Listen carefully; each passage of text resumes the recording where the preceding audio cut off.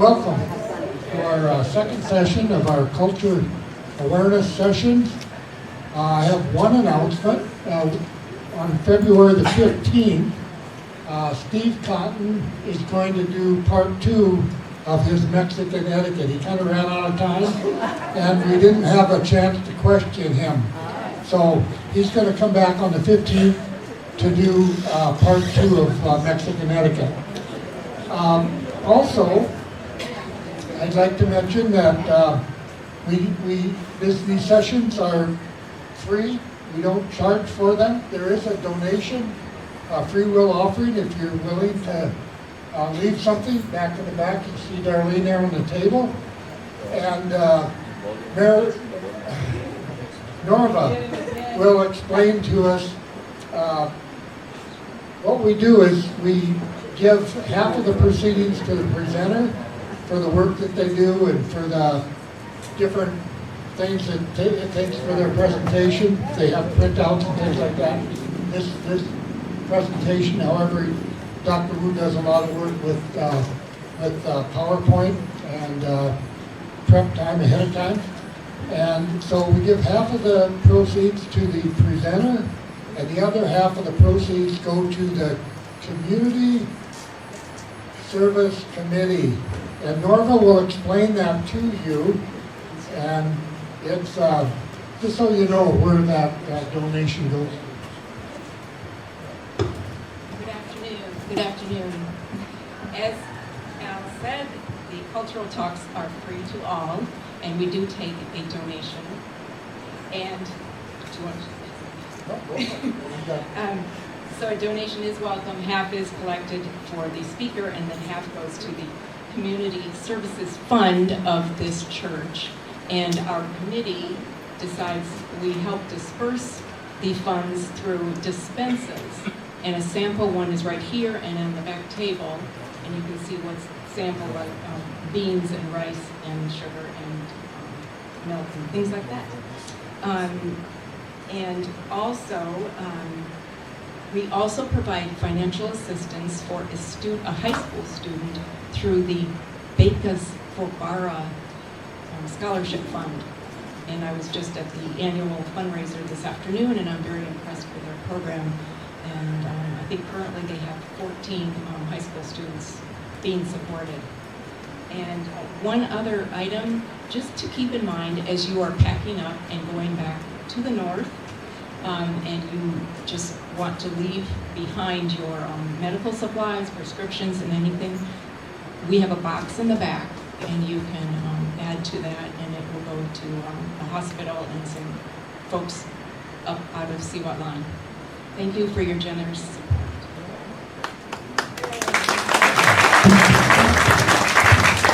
I'll have Marilee come up and she'll introduce our presenter tonight. And I'm looking forward to it. Thank you very much. And good buenas tardes, good afternoon to everyone. My name is Mary Lee Fritt, and thank you for coming to this Costa Alegre Community Church and their cultural awareness talks.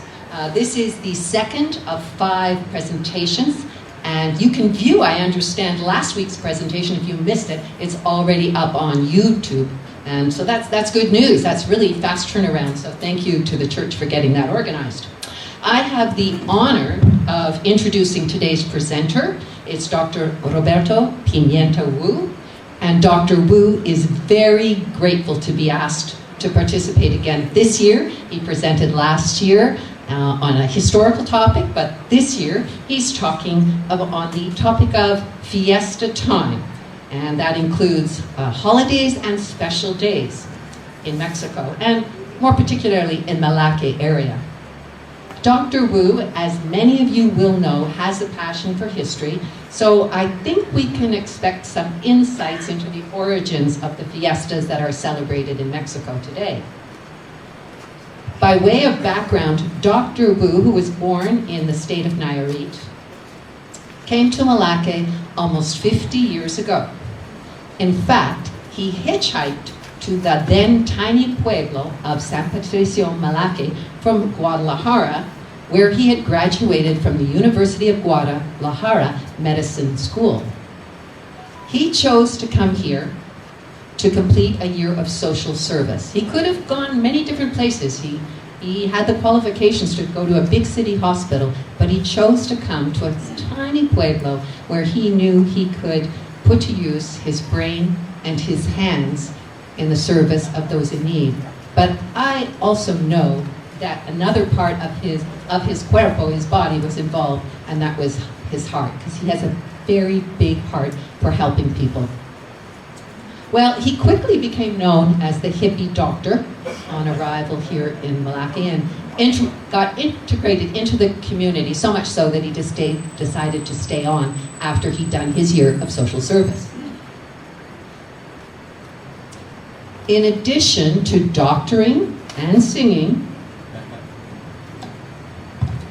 he has for many years held an annual street party to benefit single moms, persons with disabilities, and senior citizens. He has responded very quickly in times of crisis, such as hurricanes, floods, earthquakes, tropical storms. And over the years, he has distributed thousands of bags of dispensas, medicine and medical equipment, diapers for children and adults, glasses, and many more things. During the pandemia, there was great need, and it happened immediately when the tourists left. There was a food supply shortage, and then later on there was an issue with actual COVID symptoms. So at that time, he not only organized the over 60,000 meals to be served in the time immediately following the departure in 2020 of the Canadians and Americans and other tourists, but he also helped out with hand sanitizer, cubrebocas, masks, and other medical equipment, including oxygen tanks, which were in short supply in the area. Not to mention the house calls that he made at the risk of his own health. Recently, Dr. Wu has been preoccupied, very involved with the case of an indigenous woman from a remote village who fell in the area, actually fell and then was in the area with a family member, and was eventually hospitalized in Guadalajara and 45 days in hospital, and has recovered and is in a shelter waiting to return to her village. And Roberto has been very concerned for her welfare. Her name is Angelita, and he would like you to know that if there are any donations that come his way today, they will be allocated to her further care. She lives in such a remote indigenous community that it's about, I think, in excess of maybe 15 hours to get there. And obviously she's had hip surgery, it's not really feasible for her to take public transit, which is pretty sparse anyway. Dr. Roberto, like most Mexicans, enjoys many fiestas, especially his birthday on May 4th. And he has two children that were born in Canada. One lives here, the other in Canada. He has 4 grandchildren, two live here in Mexico, and he really hopes that they will continue to enjoy the many fiestas and traditions that he knows about, and he also hopes that tourists will be able to participate and maybe learn a little bit today, so that you can be part of that future generation of partygoers. So anyway, I'm going to invite Dr. Roberto Pimienta Wu to come up now and talk a little bit about the fiestas, and we're hoping that there'll be some time at the end of his presentation for some questions, and I know there'll be mics set up for you. And if there's any questions after that aren't covered today, please feel free to contact Dr. Roberto at, this is easy to remember, drwooster@gmail.com. So where are you, Dr. Wu?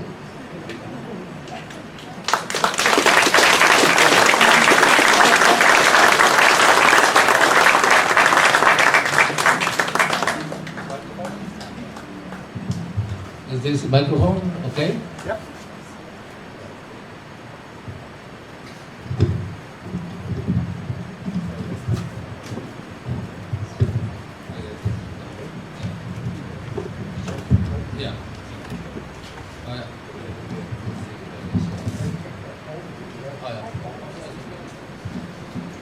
Buenas tardes a todos. I'm going to practice my English, okay? Because sometimes it's a little difficult to think in Spanish and English. Well, as Marilee told you guys, I have been in this community and helping the whole Bay people and studying the different historical facts in the Bay. But I like to know the festivities, the holidays that we have in the whole country. Here in this area, well, you know, sometimes parties start 5 in the morning with fireworks, with the bands, and a lot noisy, especially for dogs. And but it's the culture. Sometimes we don't like things, but it's a culture. The fireworks, the firecrackers, everything. Sometimes, well, we live here, and not only in this town, you can see and feel those things in different towns in Mexico. Mexico, as you see, has more than 5,000 parties, festivities. More than 5,000. Can you imagine? From Baja California to Quintana Roo, eh? It's a lot. Some come from Spain, some come from the Aztecs, some festivities come from civic situations, like you will see ahead. But those festivities reinforce the culture, reinforce the social structure, and give the kids or the new generations a memory of what the old generation passed through, especially in the times of interventions, wars with different countries in the world, because Mexico is rich in so many resources, especially oil. And you will see ahead in some pictures that I'm going to explain. And we are happy here with a little bit of things, but there are big companies around the world that want to take things out of our country.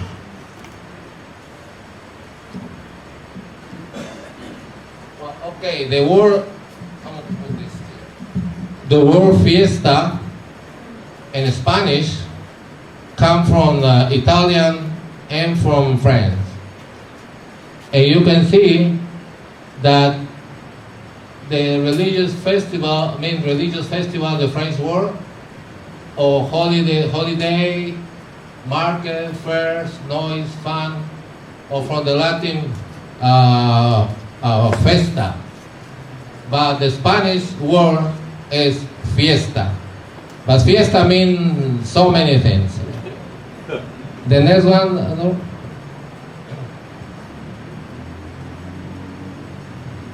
Next, please.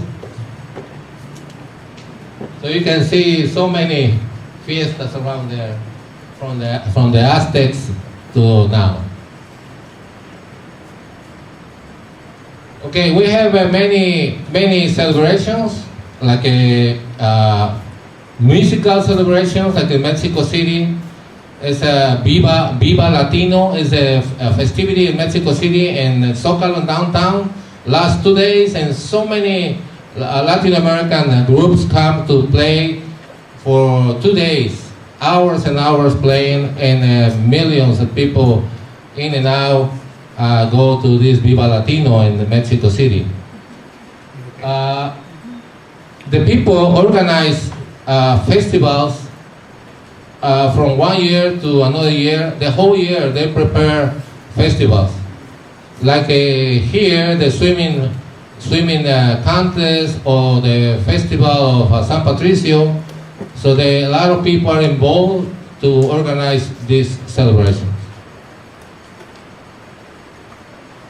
Well, one of the main festivities in Mexico and the world is Christmas, Navidad, and Año Nuevo. The Christmas, you know, the kids are really happy because Santa is going to bring a lot of toys and a lot of candies and lots of presents. And you can see the kids running, you know, in downtown asking for toys or for candies. But it's a celebration, a national celebration, together with the New Year Eve. The New Year Eve is the reunion of all the Mexican families. And I remember my grandma used to tell us stories, and we were sitting on the floor around my grandma, and she really enjoyed telling us stories. And we were asking, Mama, Grandma, or Abuela, is this for true, or you just made this up? But we enjoy just to be there, you know, with the grandma and my cousins, my brothers, my mom, my dad. But I remember clearly that the New Year Eve was the reunion, and obviously the dinner, you know, because we have a late dinner. It's not dinner at 6 or 7. No, that was at 10, 12 at night. Middle of the night, boom, the fireworks, the firecrackers, and the bells, and the churches, and bands, music, really noisy. But for us, when we were 5, 6 years old, and for us was something real and classic, and something to remember. And then the adults, the New Year Eve, moved thousands of people to the church to hear something we call Misa de Gallo. So Misa de Gallo is when the rooster start singing, and everybody went to the church to listen the new news for the new year. Okay, the kids, all the kids, young kids, start talking about Los Reyes Magos, the three kings. January 6th is Dia de los Santos Reyes. And Dia de los Santos Reyes, again, is for young kids, because everybody give toys, everybody give presents, candy, the games, bag of chocolates, and the kids have to send a letter to the three kings, like they did that in Christmas for Santa, but here for the three kings. So the three kings, they send letters, and they go to the mail office to put the letter for the three kings. But some kids are smarter, and they go through internet, and then the parents say, well, okay, put it on the internet. So they put it on the internet. So one of the main things of this party is to eat rosca de reyes, which is the king bread. It's a bread like that one, shape, round, and has meanings. These come from the medieval, from Spain, and when the Spaniards came to America or Mexico in 1521, well, they brought many things that we didn't know.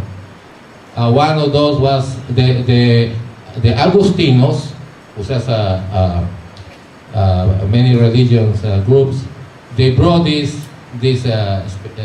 special bread, but the bread had some dry fruits.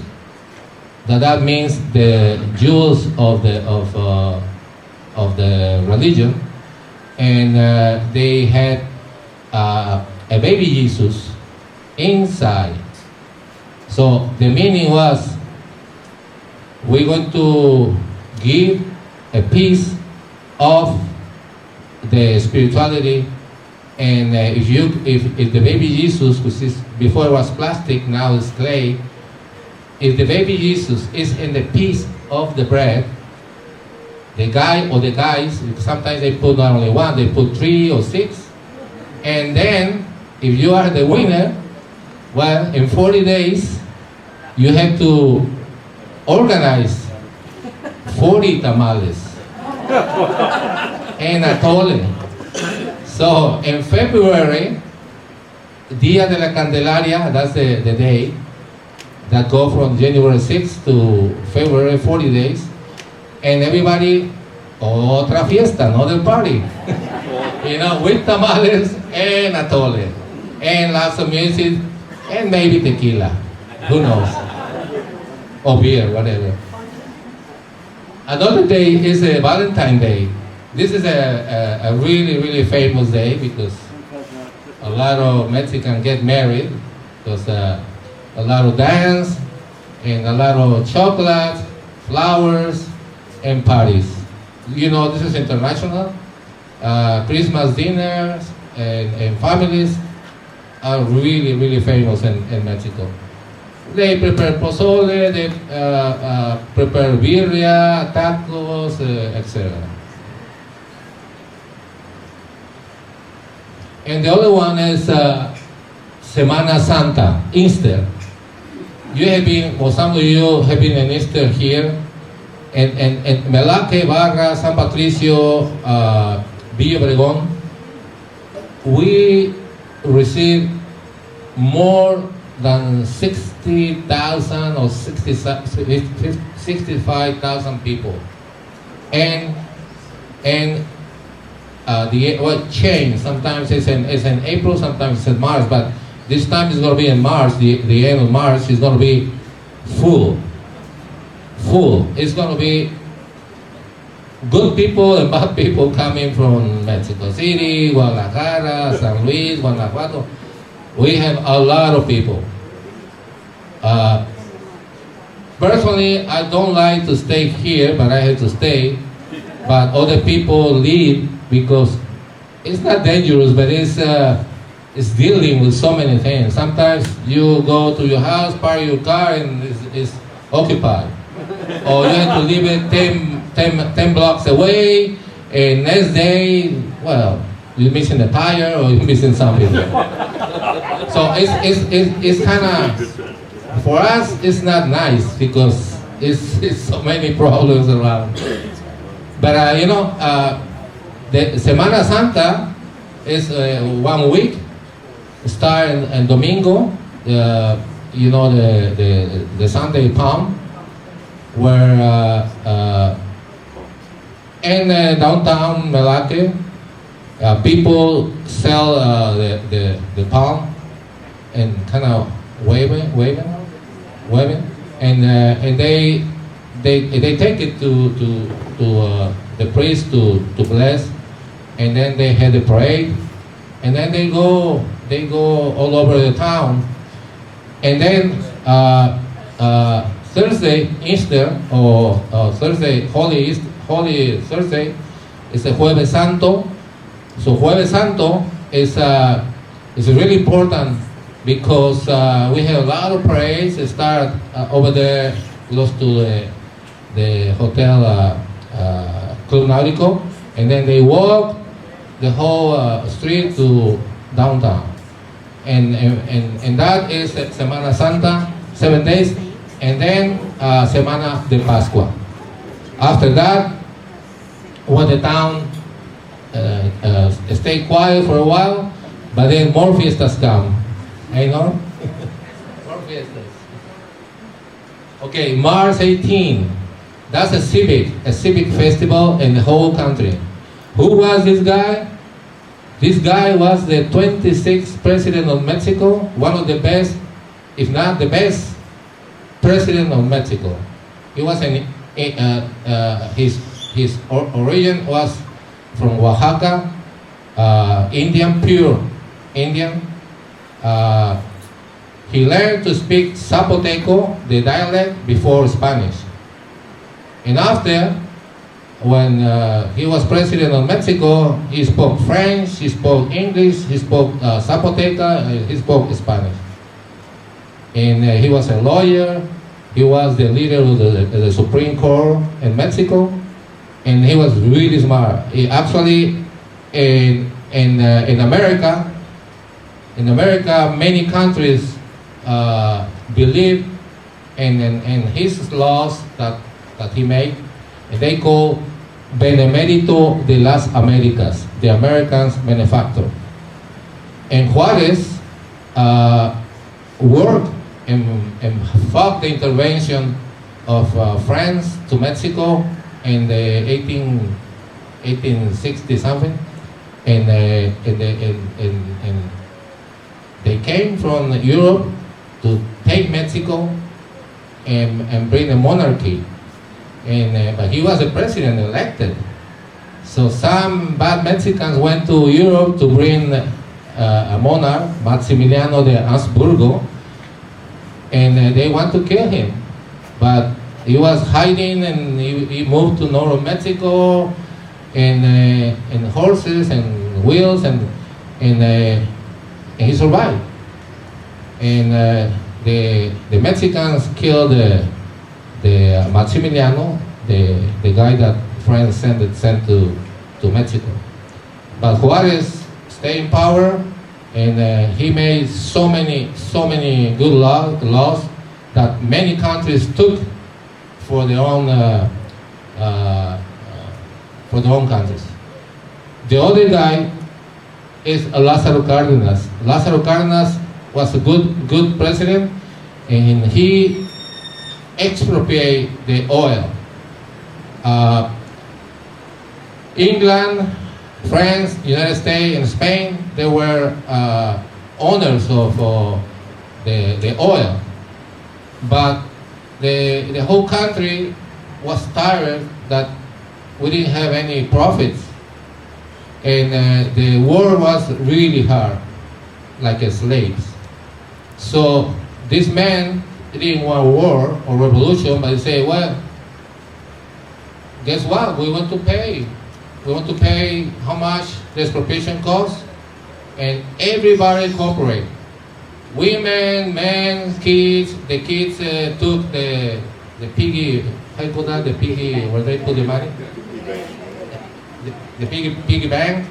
And there are so many pictures. Women taking roosters or taking corns, bag of corns, in order to pay the debt. So we paid the debt and we nationalized the oil. Still, it's nationalized.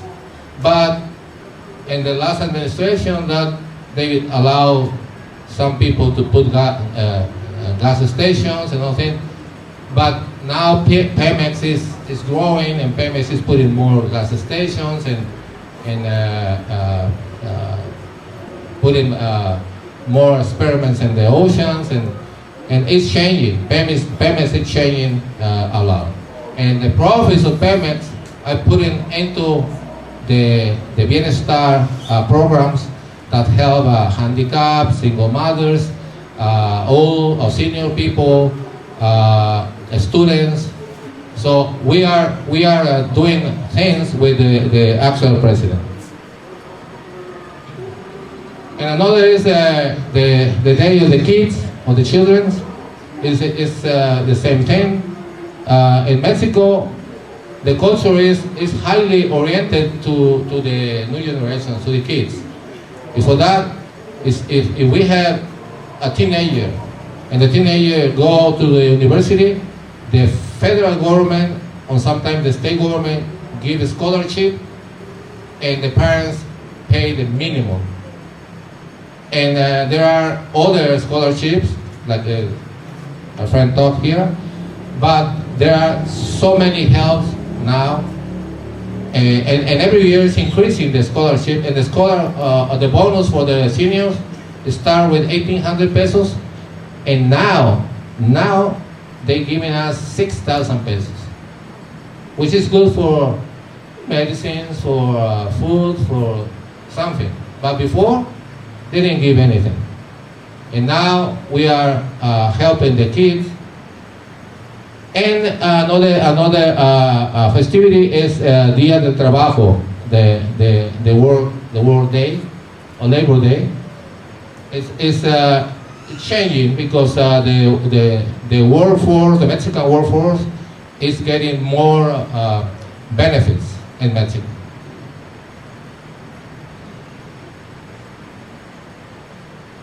Well, you know this Fiesta, the Cinco de Mayo. Cinco de Mayo was really famous in Mexico. Lately, not much, but still celebrate. They celebrate more in San Antonio, Texas, over there, but in Mexico too. And the meaning is May 5th in 1860 something. It was a war with the best army in the world. It was the French. And the best army invade Mexico because Mexico owes some money. And Mexico said, no, we want to pay you. They no, we want to invade. But they were dealing with those guys. But suddenly, one a bakery owner from France told the government, if you don't pay some cakes that you bought, we're going to invade. And they invade with that excuse. And then they call La Guerra de los Pasteles, the cake wars, because that was the excuse. So the best army in the world invade Mexico, and we beat them in Puebla the Cinco de Mayo. They went back to France, and a month later they came back with thousands soldiers, and they beat us. But the people that moved to the States in those days is, well, not enough borders, so that they celebrate more than there in San Antonio, Texas, and whatever. Well, that is el Día de las Madres, the Mother's Day. That is the most famous day in Mexico because our family are more mother-oriented. More than the Father Day. We celebrate Father Days too, but it's more oriented to the mother. The mother is the mother in a Mexican family. And we are more together with our mothers. So everybody in the schools organize parties, events, celebrations, and everybody is happy, because it's giving something to the human being. They gave us everything. And then in the whole country, the Mother Day, in schools, universities, in plazas, and downtowns, is a big event. Then we had the Navy Day. Maybe people from Barra on here, they can see the boats and the June 1st with lights and decorations to the Barra and Navidad Malaque Bay. And the port captain called all the boat owners or sails, and then they go around and they put flags in the government office, and they celebrate the Navy Day. And as I say, the Day of the Father is celebrated too with good presents. I'm happy with that day because my kids give me presents. But it's less than the Mother's Day. Yeah, it's a fiesta.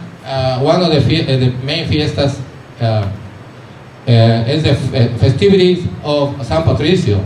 The San Patricio festivities. You remember here early in the morning, since March 7 to March 17, and there's a lot of noise and a lot of castles and fireworks and firecrackers and so many noise with bands and all those things to celebrate the patron of Ireland, San Patricio. If you see that picture, it's an old picture. That old picture is related with the battalion of San Patricio. The name of this town and the festivities are for the San Patricio, San Patrick patron of this town. In Mexico, it's only one town named San Patricio, and in the whole America, it's only one town named Melaque. In Guatemala, and I will tell the story of this, in Guatemala, there is one little town called San Patricio, but that little town comes from here. When we finished the war in 1847, we call Guerra de Reforma, Reform War, that we had the intervention, and when the war finished, this battalion of Irish, German, Holland, some Canadians, they moved from the army in the States, and they moved to the Mexican side.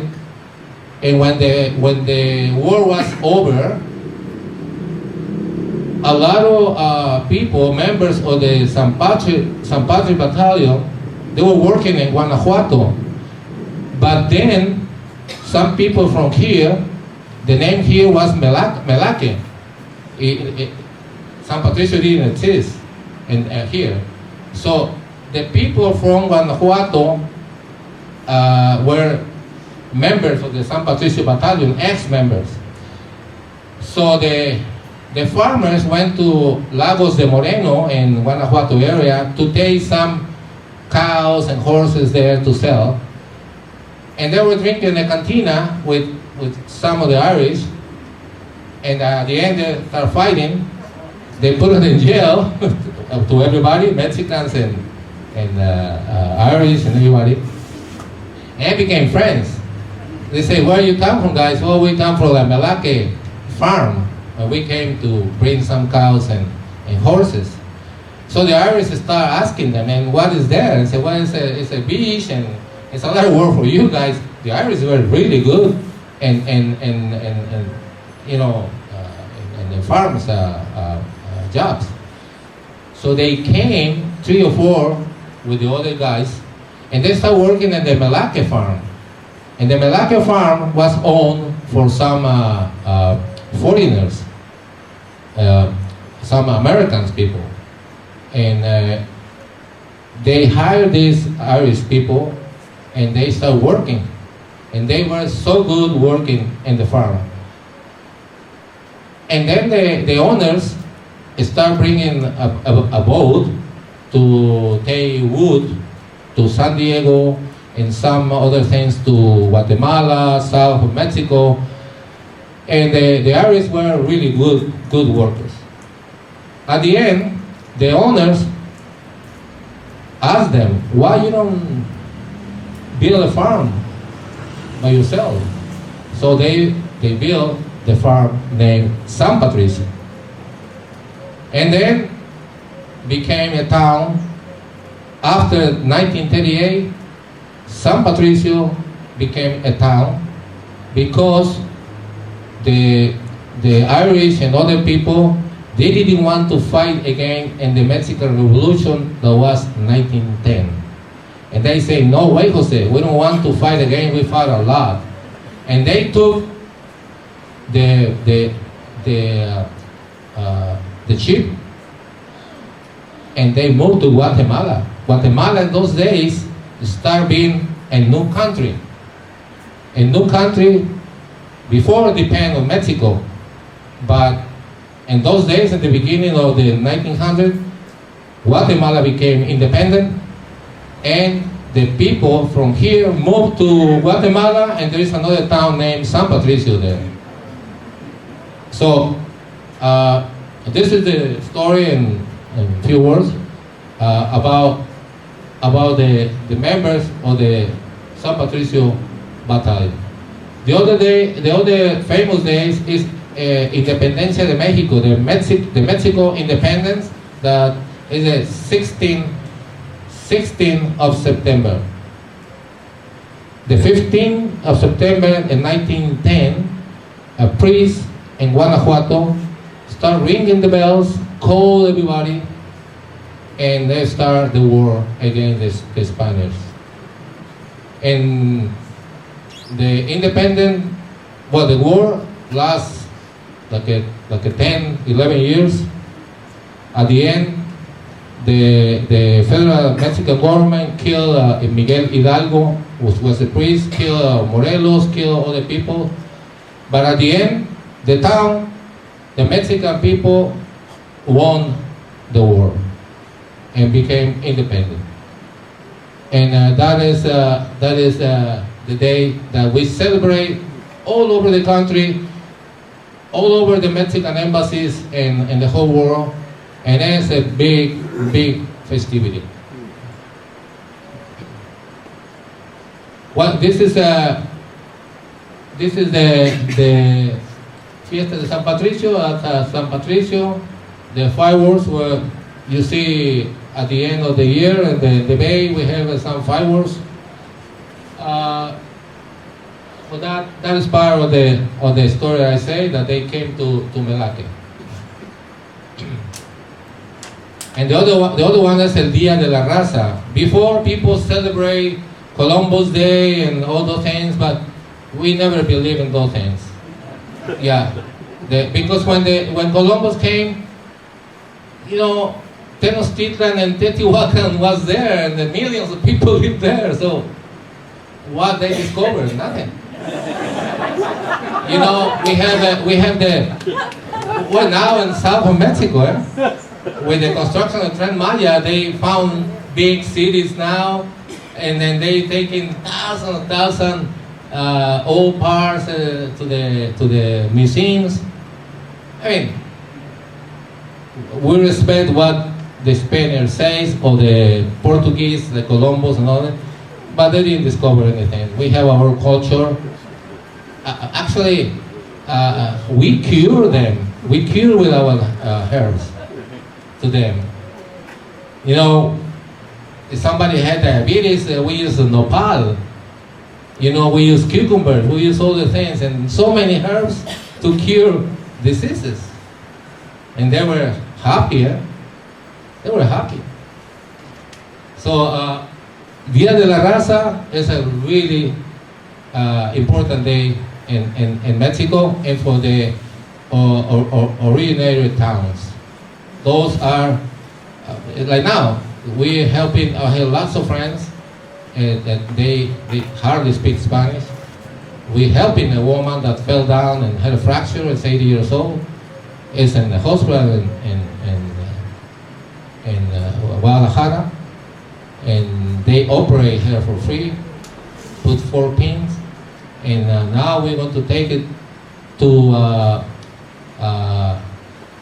Mesquite. Mesquite is like a 12 hours from Guadalajara to the hills. And only her daughter and this lady, they don't have anybody. And we are helping, and my friends in Guadalajara, and we're going to take her Friday to the hills. And then the Day of the Dead, I'm going to be fast. The Day of the Dead is really common in Mexico. This day comes from the Aztec because the Aztecs celebrate the dead and the life too. But the dead is a special moment because we knew that when the physical body finished, it's not dead, no, it's something else. And they believe in the soul, they believe in all the things, in the spirit. And for that, so many shamans use some how you call that, peyote and other things to hallucinate and see things. And it's for that the colorful things and the Day of the Dead.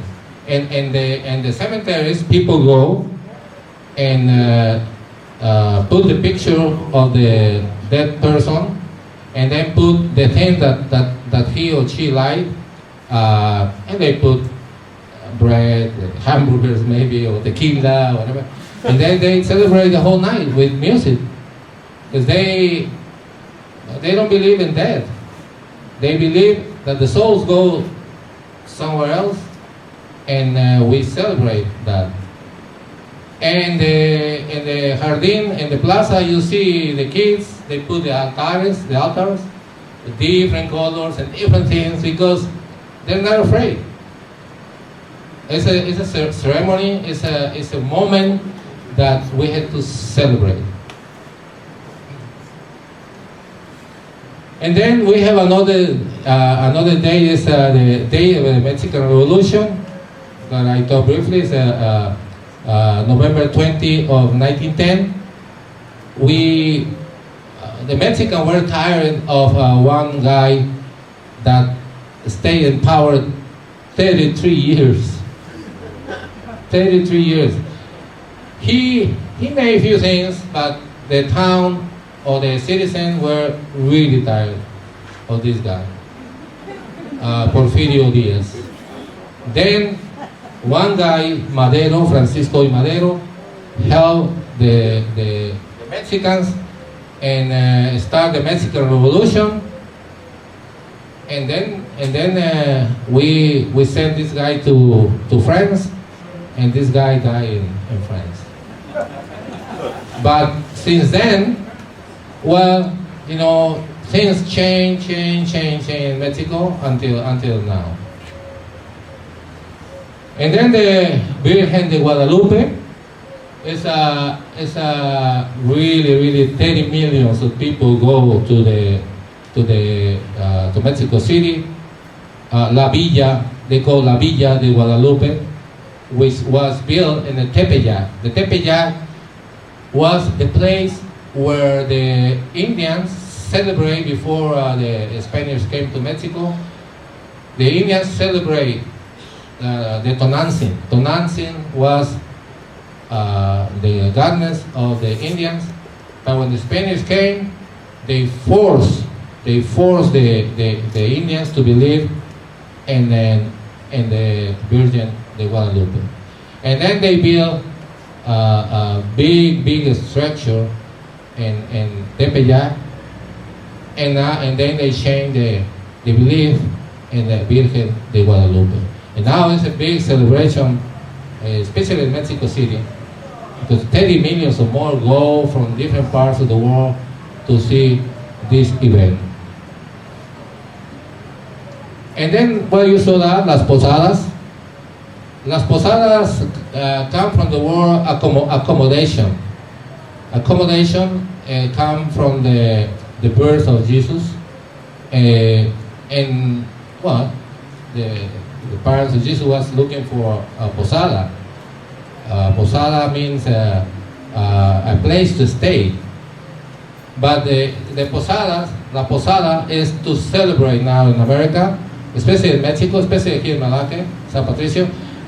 People celebrate posadas, especially the kids, breaking piñatas, or they build a nativity in certain plazas, they big giant nativities, or small in houses.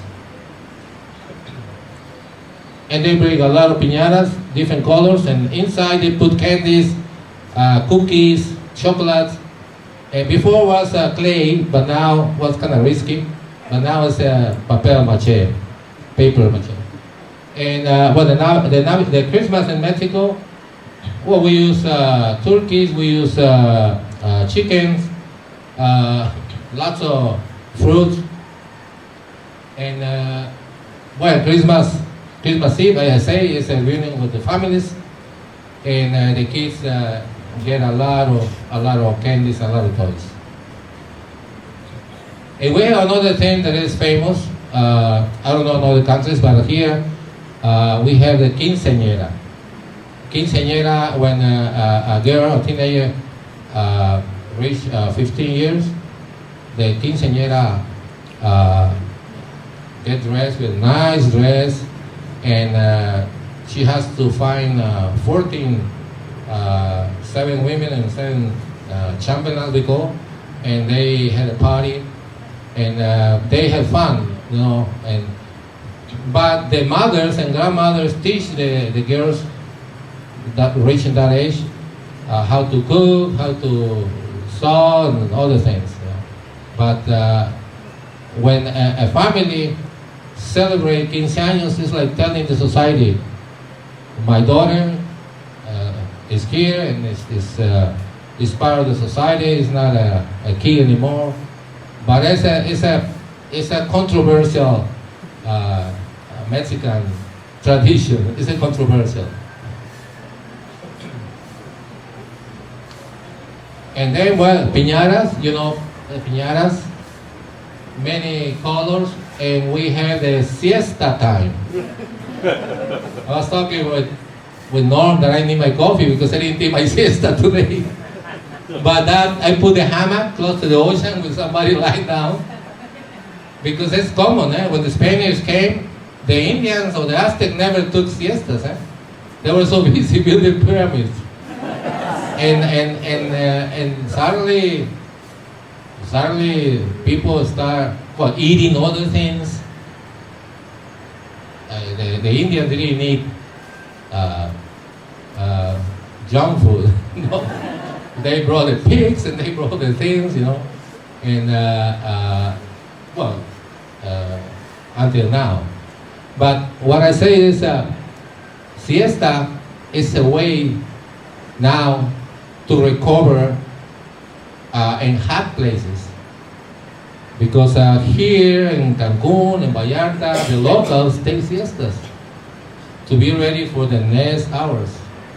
Because between 12 and 3 is hot. It's hot, it's really hot. But scientifically say that help people like to recover mentally and physically. Okay?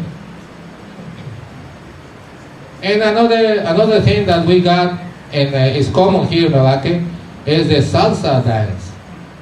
People like to dance salsa. Salsa comes from Cuba, from Puerto Rico. We teach salsa in Malacca, and people like to dance that and learn new things. And it's good exercise too. And the cuisine, Mexican cuisine, well, we have tacos, enchiladas, pozole, tostadas, guaraches, so many things. The Mexican cuisine is based in corn. The tejuino that some people sell there, tejuino, is based in corn. And so tejuino is a really refreshing drink. The guy Luis sells tejuino outside the Banamex. And Cihuatlan has a lot of vendors of tejuino. There are many things like a tuba, but tuba is not from Mexico, it's from Philippines. Ceviche is from Philippines. The breaded shrimps come from Philippines. It's not Mexican tradition. But we have so many. Birria is from Mexico. And tequila and mezcal, you know that one, huh? Tequila and mezcal. There are so many types of tequila. Thousand brands. But my favorite is blue agave. Why? Because it's good for prostate. For men. It's good for prostate. There are so many studies about fructooligosaccharides. Tequila is rich in fructo, we call FOS. You go to a health food store in Canada or in the States and you find probiotics, and some probiotics say, a circle say FOS, that's fructooligosaccharides, which is good for prostate. If you take that, or chicory coffee, is rich in FOS, and that shrinks the prostate. So, this tequila with agave azul helps for that. Mezcal too, but it has to be blue agave. And before I just, that is the rodeo. Eh? The rodeo, you know the rodeo. The rodeo here in town. The other ones are the bullfight. I don't like the bullfight because sometimes they kill the bull, or sometimes the bull kill the the torero. And those things come from Spain. Those brought those festivities to Mexico, but that come from the 1200 when the Templars, to initiate somebody, they gave us a blade and a red how you call that? Cake, and to be initiated has to kill the bull, or if the bull kill you, well, they finish the initiation.